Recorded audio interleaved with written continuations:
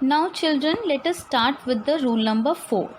Okay, either or, neither nor. Now students, if you'll get either or neither nor, any of these in a sentence, then how would you come to know that whether the given verb is singular or plural? So what you have to do, you have to see the noun there. We will not see the subject, okay, because there may be 2 to 3 subjects, okay.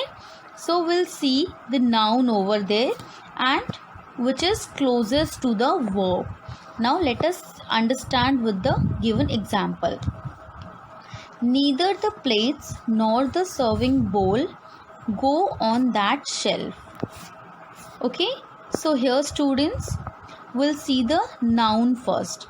Noun is given plate, one noun is here and another noun is serving bowl. Okay, so we'll see the closest verb to it.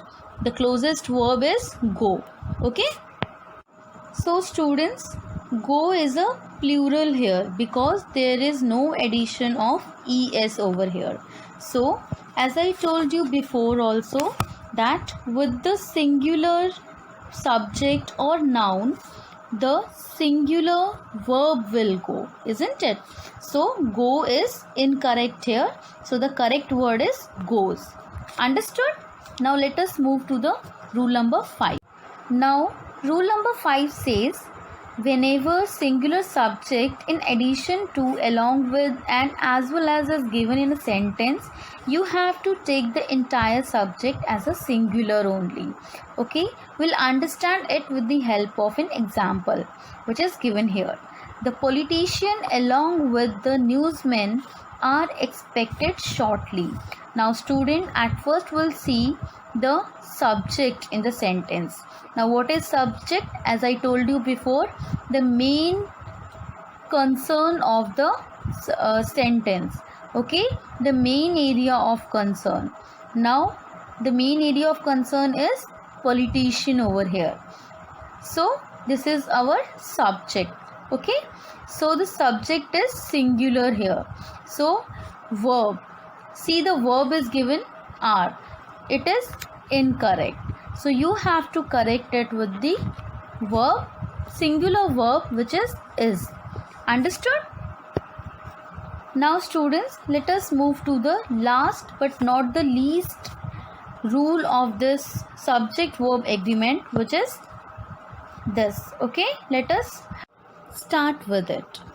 So students, whenever in a sentence distance is given, period of time is given, sum of money is given, you can say the collective nouns are given, then too you have to take the entire thing as a singular subject only.